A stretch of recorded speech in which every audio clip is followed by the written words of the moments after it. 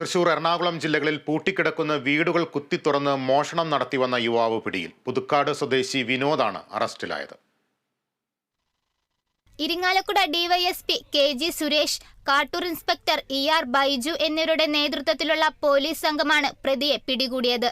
July 23-ാം തീയതി പടിയൂർ പഞ്ചായത്തിന് സമീപമുള്ള വീടിന്റെ മുൻവാതിൽ കുത്തിത്തുറന്ന് മോഷണം നടത്തിയതും അരിമ്പാലത്ത് മറ്റൊരു വീട് കുത്തിത്തുറന്ന് സ്വർണ്ണാഭരണങ്ങൾ മോഷ്ടിച്ച കേസിലും നടത്തിയ അന്വേഷണത്തിലാണ് ഇയാൾ അറസ്റ്റിലായത്.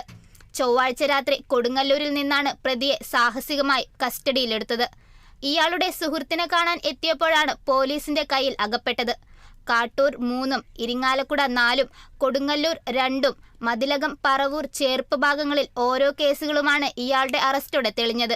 Kattoor inspector E R. Baiju, crime team അംഗങ്ങളായ senior CPO CG Dhanesh, ES Jeevan, CPO KS Umesh എന്നിവരാണ് പ്രതിയെ പിടികൂടിയത്. Kerala Vision News, Thrissur.